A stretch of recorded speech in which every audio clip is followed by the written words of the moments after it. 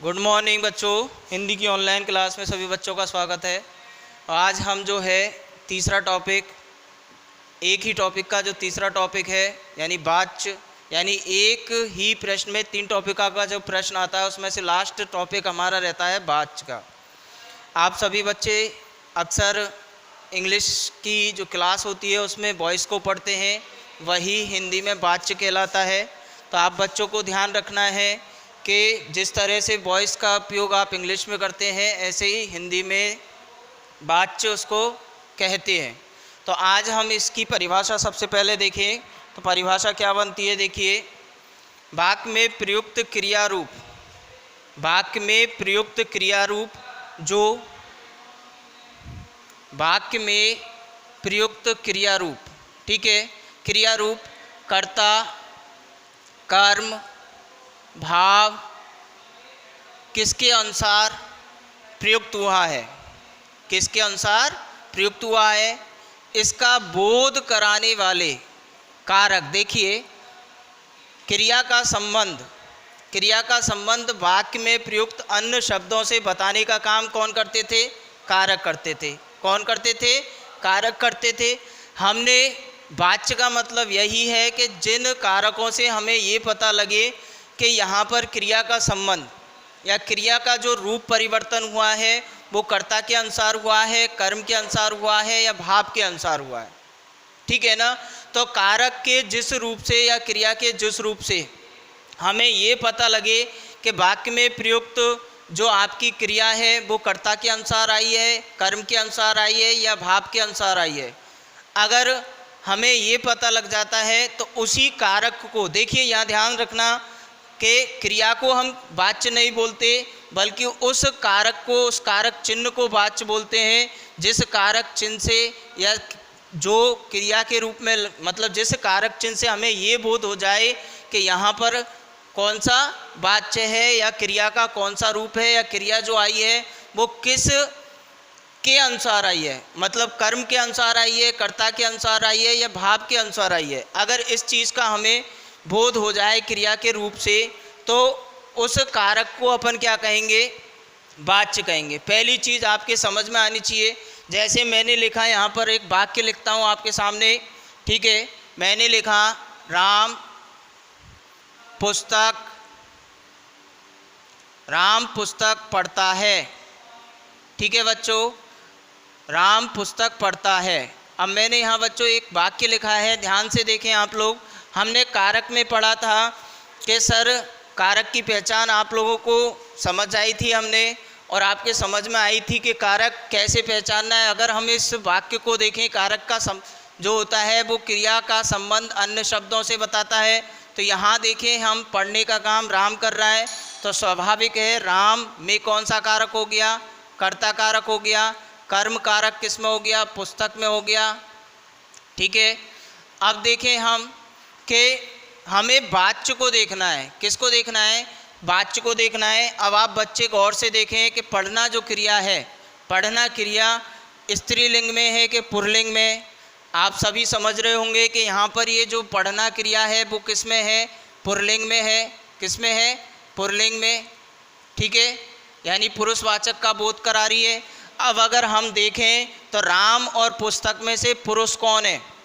तो राम यहाँ पर पुरुष है आपका। राम कौन है? पुरुष है। तो स्वाभाविक है ये क्रिया कर्ता के अनुसार आई है, और जब कर्ता के अनुसार क्रिया आई है तो स्वाभाविक है यहाँ पर आपका कौन सा वाच्य होगा? कर्तृवाच्य होगा। कौन सा वाच्य होगा? कर्तृवाच्य। यानी हमने ये संबंध कारक के अनुसार पता लगाया, ने कारक या बिना परसर्ग वाला कारक आने के कारण यहाँ पर हमें पता लग रहा है कि क्रिया जो है वो किसके अनुसार आ रही है?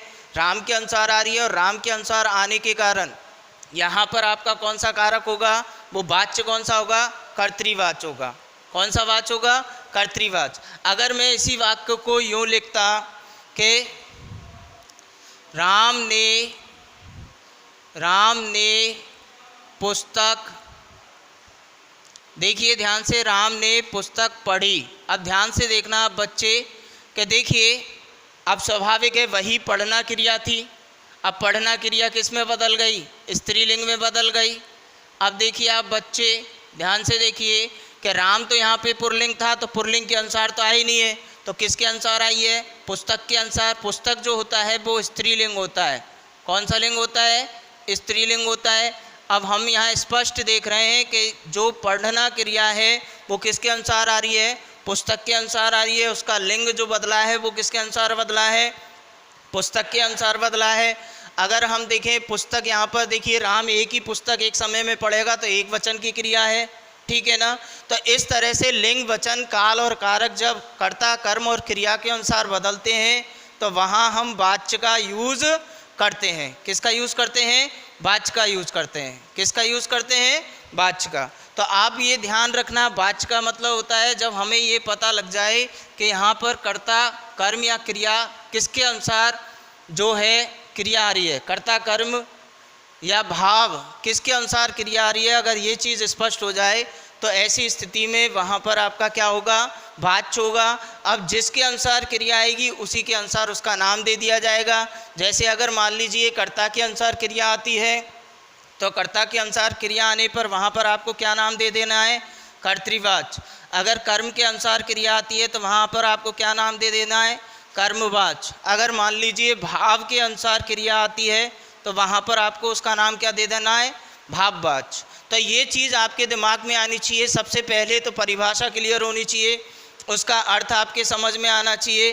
फिर नेक्स्ट चीज़ें आपके साथ आती हैं कि उसके भेद के बारे में जो कुछ भी आएगा वो बाद में आएगा, ठीक है ना, कि उसके भेद जो होते हैं वो कौन कौन से होते हैं। सबसे पहले हम देखें कि वाच्य क्या होते हैं। तो वाक्य में प्रयुक्त क्रिया के जिस रूप से हमें ये पता लगे कि क्रिया किसके अनुसार आई है और उस रूप का बोध कराने वाला जो कारक होता है उसको हम क्या कहते हैं? वाच्य कहते हैं। क्लियर। अब नेक्स्ट चीज़ आपको बताई मैंने आपको कि जिस के अनुसार क्रिया आपकी आएगी, अगर कर्ता के अनुसार क्रिया आएगी तो कर्तृवाच्य होगा, कर्म के अनुसार क्रिया आएगी तो कर्मवाच्य होगा, और भाव के अनुसार क्रिया आएगी तो भाववाच्य हो गया, ठीक है ना। यहाँ तक आपके दोनों चीज़ समझ में आई होगी कि वाच्य किसे कहते हैं। इंग्लिश में आप लोग इसको जो है वॉइस बोलते हैं, और आपने देखा होगा वॉइस में क्या होता है? एक्टिव वॉइस और एक होता है passive voice. Active voice means क्या होता है? सभी जानते हैं कि सामान्य कथन जो आता है, यानी वही चीज़ होती है, कर्ता के अनुसार क्रिया का प्रयोग किया जाता है, लेकिन पैसिव वॉइस में आपने देखा होगा कर्म के अनुसार क्रिया का प्रयोग किया जाता है। तो वही चीज़ यहाँ पर है, वहाँ केवल आपको दो वॉइस दिखाए जाते हैं, एक्टिव वॉइस और पैसिव वॉइस, लेकिन यहाँ पर तीन वॉइस हो जाते हैं, तीन वाच्य हो जाते हैं। पहला कर्तृवाच्य, दूसरा भाववाच्य और तीसरा कर्मवाच्य, ठीक है। अब नेक्स्ट चीज़ को या नेक्स्ट एग्जाम्पल को अगर अपन देखें, सबसे पहले प्रत्येक का भेद समझने का प्रयास करें, प्रत्येक की परिभाषा समझने का प्रयास करें। तो कर्तृवाच्य किसे कहते हैं तो वो समझने का प्रयास करेंगे। तो देखिए जब वाक्य में प्रयुक्त, देखिए जब वाक्य में प्रयुक्त क्रिया, मैंने बताया ना क्रिया का सीधा संबंध, सीधा और प्रधान संबंध किससे हो? कर्ता से हो। किससे हो? कर्ता से। अभी मैंने आपको एक एग्जाम्पल बताया था कि मान लीजिए हमने एक वाक्य लिखा, मैंने वाक्य लिखा बच्चे खेल रहे हैं, खेल रहे हैं। अब आप बच्चे ध्यान से देखिए, मैंने एक वाक्य लिख दिया है और इस वाक्य में देखें खेलना क्रिया हो रही है, ठीक है ना। अब खेलना क्रिया को अगर अपन देखें तो खेलना क्रिया जो है वो सामान्य किस में है? पुल्लिंग में है, ठीक है ना। उसके बाद देखें हम कि बहुवचन है, एक वचन नहीं है, बहुवचन है, ठीक है ना। अब देखिए अगर हम टेंस को भी देखें, समय को भी देखें, काल को भी देखें, तो काल कौन सा हो रहा है? अपूर्ण वर्तमान काल। कौन सा हो रहा है? अपूर्ण वर्तमान काल। रहा है, रही है, इससे हमको पता लग रहा है कि अपूर्ण वर्तमान काल है। अब आप बच्चों को ध्यान से समझना है कि बच्चे जो शब्द है, इस शब्द को गौर से देखिए। देखिए कर्ता कौन होता है? जो काम करता है। खेलने का काम कौन कर रहा है? बच्चे कर रहे हैं। अब आप देखिए ध्यान से कि बच्चों के अनुसार ही मैंने खेलना क्रिया का प्रयोग किया है। कैसे किया है? देखिए बच्चे जो शब्द है वो पुल्लिंग में जा रहा है ना। और पुल्लिंग के बाद अगर हम देखते हैं तो बच्चे जो है यहाँ पर कैसा है? बहुवचन है। कैसा है? बहुवचन जिसको आप इंग्लिश में प्लूरल बोलते हो, बहुवचन है। अब बहुवचन के अनुसार ही क्रिया आ रही है तो स्वाभाविक है जब ऐसी स्थिति होगी। मैंने यही चीज़ इसकी परिभाषा में लिखी है, जब वाक्य में प्रयुक्त क्रिया का सीधा और प्रधान संबंध कर्ता से होता है।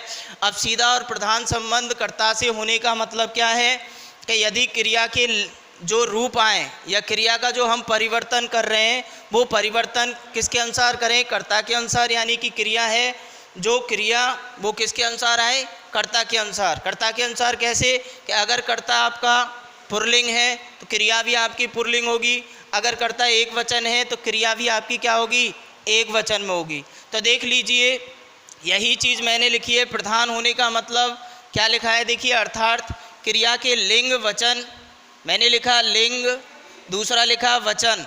ये दोनों चीज़ क्योंकि काल से कोई मतलब कर्ता का या कर्म का नहीं होता, तो लिंग और वचन कर्ता के अनुसार, किसके अनुसार, कर्ता के अनुसार प्रयुक्त होते हैं तो उसे अपन कर्तृवाच्य कहते हैं। आपको ध्यान रखना है कि अगर मान लीजिए क्रिया का जो रूप आएगा वो रूप किसके अनुसार होना चाहिए, किसके अनुसार होना चाहिए, कर्ता के अनुसार होना चाहिए। और कर्ता के अनुसार जब क्रिया आती है तो कौन सा होगा आपका वाच्य, कर्तृवाच्य होगा। एक एग्जाम्पल मैंने आपको ऊपर समझाया, जैसे बच्चे बहुवचन थे तो क्रिया भी बहुवचन में आई, बच्चे जो है पुल्लिंग है तो क्रिया भी आपकी किस में आई है, पुल्लिंग में। तो इस तरह से यहाँ पर आपका सामान्य सा कौन सा वाच्य हो जाएगा, कौन सा होगा बच्चों, आपका वाच्य होगा कर्तृवाच्य। क्लियर। अब नेक्स्ट एग्जाम्पल और देखते हैं। जैसे मैंने यहाँ नीचे लिखा है लड़का दूध पीता है, इसको ऊपर लिख देता हूँ, लड़का दूध पीता है। अब देखिए आप बच्चे समझदार हैं, इतना समझाने के बाद भी समझे होंगे। तो देखिए सबसे पहले कारक आपको इसीलिए पढ़ाए थे, सबसे पहले हम पहचान करें तो देखिए इसमें पहला जो है, पहला संज्ञा शब्द कौन सा कर्ता कहलाएगा या पद, कर्ता कारक। क्यों कहलाएगा, क्योंकि जो है काम कर रहा है, कौन कर रहा है, पीने का कार्य को पूर्ण कौन कर रहा है, लड़का कर रहा है, ठीक है ना। अब दूसरी चीज़ हम देखें, ये क्या पी रहा है, तो क्या से प्रश्न निकल के आ रहा है, ये क्या हो जाएगा आपका कर्म कारक। देखिए क्रिया का फल जो है वो दूध पर आश्रित है, अगर दूध नहीं होगा तो आपकी ये क्रिया भी संपन्न नहीं होगी। तो ऐसी स्थिति में ये दूसरा आपका क्या हो जाएगा, कर्म कारक। अब पीना जो पीता है या पीना क्रिया आपकी है पीना। अब पीना क्रिया को अगर अपन देखें तो पीना क्रिया के सबसे पहले लिंग को देखें तो लिंग आपका क्या निकल के आ रहा है, पुल्लिंग, ठीक है। क्या निकल के आ रहा है, क्या निकल के आ रहा है, पुल्लिंग निकल के आ रहा है। उसके बाद हम देखें इसमें जो वचन है वो क्या निकल के आ रहा है, एक वचन। क्या निकल के आ रहा है, एक वचन निकल के आ रहा है। अब लड़का जो है वो क्या पी रहा है, दूध पी रहा है, सामान्य सी चीज़ है। तो लड़के के अनुसार ही यहाँ पर लड़का भी एक वचन है और पुल्लिंग है, तो लड़के के अनुसार क्रिया का प्रयोग किया गया है। ऐसी स्थिति में यहाँ पर कौन सा वाच्य होगा आपका, कर्तृवाच्य। इसी तरह से लड़कियाँ दूध पीती हैं। अब आप बच्चे ध्यान रखना, आपको मैंने समझा दिया है कि बिंदी लग जाती है में तो बहुवचन बन जाता है। अगर मैं इसी को बहुवचन बना देता तो देखिए ध्यान से देखना, लड़कियाँ, लड़कियाँ, लड़कियाँ दूध पीती और हैं। अब आप बच्चे ध्यान से देखिए, सबसे पहले कर्ता को देखें, कर्ता बहुवचन है, बहुवचन, ठीक है। उसके बाद हम देखें कि कौन सा लिंग है, स्त्रीलिंग। कौन सा लिंग है, स्त्रीलिंग। अब हम क्रिया को देखें, क्रिया को ध्यान से देखने पर हम पाते हैं कि क्रिया जो है सबसे पहले किस में आई है, स्त्रीलिंग में, स्त्रीलिंग में किस में आई है, स्त्रीलिंग में आई है। और है में बिंदी होने के कारण मैंने आप बच्चों को बताया था कि है और हैं दोनों में अंतर इतना है, एक है जो होता है वो एक वचन के लिए होता है, और एक है यानी जिसमें बिंदी लग जाती है, डॉट लग जाती है, वो बहुवचन को बताता है। तो यहाँ पर आप देखें है से पता लग रहा है बहुवचन क्रिया है। कौन सी क्रिया है, बहुवचन। यहाँ से स्पष्ट हो गया कि जो क्रिया है वो क्रिया किसके अनुसार आई है, लड़कियों के अनुसार आई है। तो कर्तृवाच्य है। कौन सा वाच्य है, कर्तृवाच्य। क्यों है, क्योंकि लड़कियाँ यहाँ पर क्या है, कार्य कर रही हैं, और कार्य करने वाला कौन होता है, कर्ता होता है। कौन होता है बच्चों, कर्ता होता है। ठीक है, तो इस तरह से कर्तृवाच्य आपके समझ में आया होगा। कर्तृवाच्य में आपको ध्यान रखना है क्रिया का रूप अगर कर्म के अनुसार नहीं आए और कर्ता के अनुसार आए तो वहाँ पर आपका कौन सा वाच्य होगा, कर्तृवाच्य। अब नेक्स्ट हम देखते हैं इसका भेद, वो आता है आपका कर्मवाच्य, जिसको आप इंग्लिश में पैसिव वॉइस बोलते हो। एक्टिव वॉइस कर्तृवाच्य होता है और पैसिव वॉइस आपका कौन सा होता है, कर्मवाच्य होता है। कौन सा वाच्य होता है, कर्मवाच्य। अब हम कर्मवाच्य के बारे में बात करें तो वही चीज़ है, सामान्य सी चीज़ वही निकल के आती है, परिभाषा वही कहती है। केवल अंतर इतना हो जाता है कि इसमें जो आपकी क्रिया है वो कर्म के अनुसार आती है, कर्ता के अनुसार नहीं आती। तो इसकी परिभाषा नीचे लिखी हुई है, लेकिन इसको ऊपर और लिख दिया जाए तो और भी अच्छा होगा। ठीक है, जिससे आपके और समझ में आ जाए। कर्तृवाच्य हो गया कर्मवाच्य। तो देखिए बच्चों, कर्मवाच्य का मतलब होता है जब क्रिया, जब वाक्य में प्रयुक्त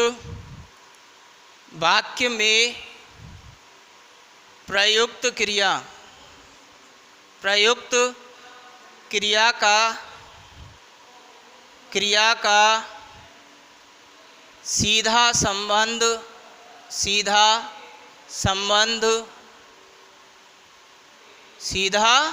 संबंध किससे हो, कर्म से होता है, कर्म से होता है। अर्थार्थ लगा के, अर्थार्थ। अब देखिए सीधा संबंध का मतलब, मैंने लिखा सीधा संबंध। अब ये सीधा संबंध का मतलब है कर्म के अनुसार उसके लिंग वचन आए, तो मैं यहाँ लिख देता हूँ अर्थार्थ।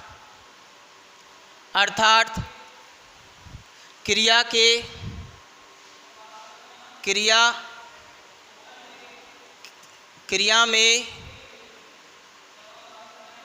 लिंग वचन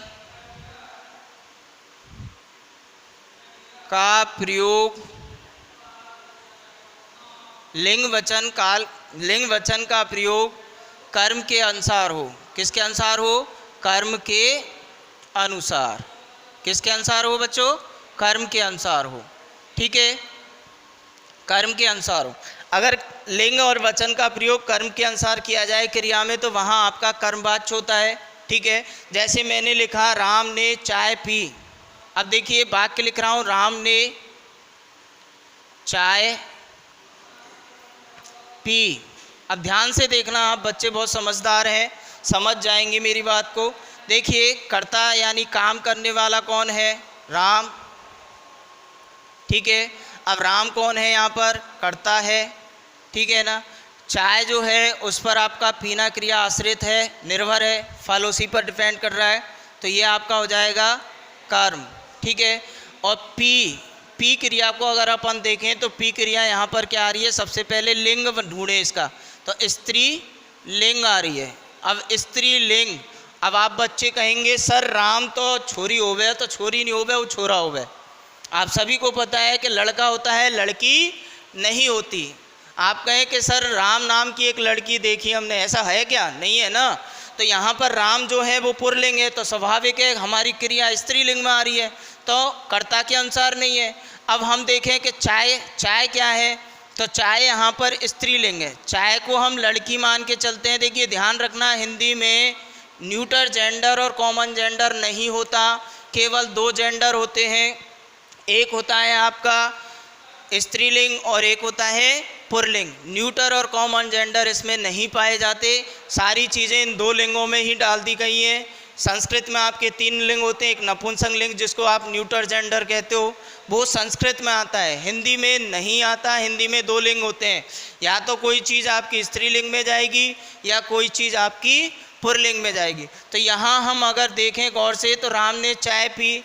अब राम जो है वो यहाँ पर कौन सा कारक है, कर्ता कारक है। और लिंग कौन सा है, लिंग कौन सा है, लिंग लिंग यहाँ पर पुल्लिंग है। कौन सा लिंग है? पुल्लिंग है। अब पुल्लिंग की स्थिति होने के कारण इसके अनुसार तो क्रिया का प्रयोग नहीं किया गया, लेकिन चाय को अगर देखें तो स्त्रीलिंग है, तो चाय के अनुसार इसका प्रयोग किया गया है। तो पीना क्रिया यहाँ पर चाय के अनुसार आई है, इसलिए यहाँ पर आप बच्चों को ध्यान रखना है कौन सा वाच्य होगा? कर्म वाच्य होगा। कौन सा वाच्य होगा? कर्म वाच्य होगा। इसी तरह से आपको दूसरा एग्जाम्पल बताऊं, सीता ने दूध पिया। अब देखिए, इसी सीता ने दूध पिया। ठीक है बच्चों, अब सीता ने क्या पिया है? दूध पिया है। तो ध्यान से देखें आप लोग कि दूध के अनुसार सबसे पहले हम क्रिया को देखें, तो क्रिया जो है वो किस में आ रही है? क्रिया पुल्लिंग में आ रही है। किस में आ रही है? पुल्लिंग में आ रही है, पुरुषवाचक का बोध करा रही है। अब पुल्लिंग में आ रही है, जबकि हमारा कर्ता किसके अनुसार है? स्त्री के अनुसार। सीता तो स्त्री होती है ना, स्त्रीलिंग है। अब स्त्रीलिंग है और हमारी क्रिया पुल्लिंग है, तो ऐसा तो संभव नहीं है कि भाई या के अनुसार आ रही हो, नहीं आ रही ना। किसके अनुसार आ रही है? दूध के अनुसार। अब बचा हमारा शब्द, अगर मान लीजिए आप नहीं पहचान पा रहे हो तो कर्ता को पहचान लीजिए, कर्ता समझ में आ गया, और क्रिया को देख लीजिए स्त्रीलिंग है कि पुल्लिंग, तो आपके क्लियर समझ में आ जाएगा। अब यहाँ पर सीता स्त्रीलिंग है, दूध हमारा कैसा है? पुल्लिंग है, तो क्रिया हमारी किसके अनुसार आई है? पुल्लिंग के अनुसार। किसके अनुसार आई है? पुल्लिंग के अनुसार। पुल्लिंग हमारा कौन है? दूध है, जो कि कर्म है। तो कर्म के अनुसार क्रिया आने के कारण यहाँ पर कौन सा हो जाएगा? कर्मवाच्य। कौन सा हो जाएगा? कर्मवाच्य हो जाएगा। कौन सा हो जाएगा? कर्मवाच्य। अब हमारे विद्वान जो है उन्होंने कर्मवाच्य के दो भेद माने हैं, कर्ता युक्त और एक कर्ता से मुक्त। इसको समझना इसलिए ज़रूरी है कि कई बार क्या होता है, कर्ता को नहीं देता, आप बच्चे थोड़ा सा दुविधा में रहते हैं। तो ऐसी स्थिति में आपको ध्यान रखना है कैसे पहचानना है। कर्ता युक्त कर्मवाच्य जो होगा उसमें आपको जैसे ये दिया है राम ने, तो यहाँ पर आपको ध्यान रखना है कि राम ने चाय पी, ये कर्ता युक्त है क्योंकि इसमें कर्ता का प्रयोग किया गया है। और जब ऐसी युक्ति आएगी तो आपकी जो क्रिया होगी वो भूतकालिक होगी। कैसी होगी? भूतकालिक होगी। और कर्ता जो होगा उसमें कोई ना कोई कारक जरूर होगा, यानी ने पर सर का प्रयोग किया जाएगा। लेकिन अगर कर्ता नहीं आता है, कर्ता मुक्त होती है, तो कर्ता मुक्त क्रिया में आपको ध्यान रखना है कि कर्ता रहित कर्मवाच्य की स्थिति में वाक्य में प्रयुक्त कर्म ही प्रत्यक्ष कर्ता के रूप में प्रयुक्त होता है। ऐसी स्थिति में क्रिया संयुक्त होती है। जैसे एक ओर अध्ययन चल रहा था, दूसरी ओर मैच हो रहा था। एक ओर अध्ययन चल रहा था, देखिए एक ओर अध्ययन चल रहा था, दूसरी ओर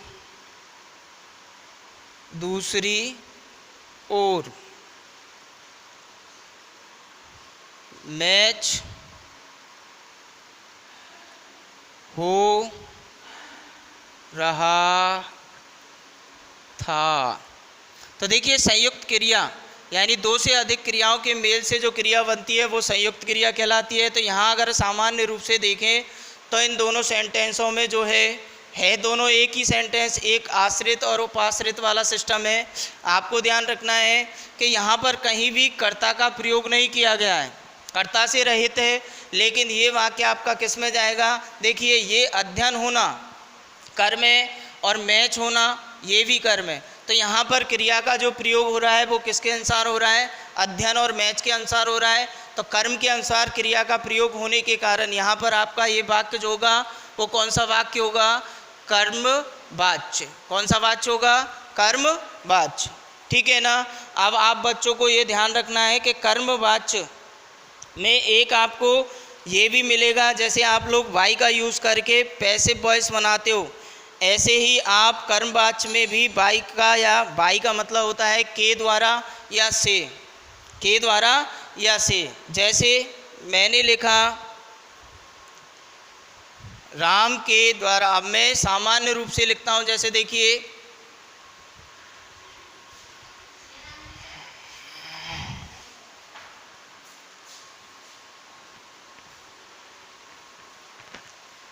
जैसे मैंने एक वाक्य लिखा, ठीक है, मैंने वाक्य लिखा राम पुस्तक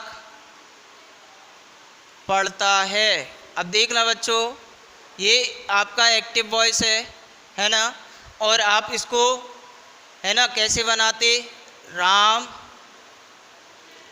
READS शायद, रीड्स बुक, ऐसे ही बनाओगे ना। और जब इसका एक्टिव से पैसिव में ट्रांसलेशन करते तो वाई का यूज़ कर देते, यानी कर्म को कर्ता, कर्ता को कर्म बना देते। तो बुक रीड, ठीक है, बुक रीड बाय राम, कुछ इस तरह से बनाते। तो ऐसे ही हिंदी में जब आप वाक्य बनाओगे तो कैसे बनाएंगे कि राम के द्वारा, यानी संप्रदान कारक में बदल देना है आपको, राम के द्वारा पुस्तक पढ़ी जाती है। राम के द्वारा पुस्तक पढ़ी जाती है ना। तो इस तरह से आप राम के द्वारा पुस्तक पढ़ी जाती है, इस तरह से आप कर्तावाच्य से कर्मवाच्य बना सकते हैं। के द्वारा या से का भी प्रयोग मिलेगा, और सामान्य रूप से कर्ता के साथ आपको ये के या से का प्रयोग ही मिलेगा, कर्म के साथ नहीं मिलेगा, ठीक है। तो इस तरह से आप कर्तृवाच्य और कर्मवाच्य का अभ्यास करें। नेक्स्ट वीडियो में आपको इसके और उदाहरण बताए जाएंगे, इसके साथ साथ आपको भाववाच्य भी समझाया जाएगा। तब तक आप लोग अभ्यास करें। और हाँ, ये सभी बच्चे ध्यान रखें, मंडे को आपका टेस्ट है, तो अच्छे अब तक, यानी आज आपका सैटरडे पड़ रहा है, तो फ्राइडे तक जितने भी वीडियो आपको डाले गए हैं उसमें विशेषण वाला वीडियो छोड़ देना। उसके अलावा जितने भी वीडियो डाले हैं सबको अध्ययन करना है, बढ़िया ध्यान से करके आना है, ठीक है ना, अच्छा रिजल्ट लाना है।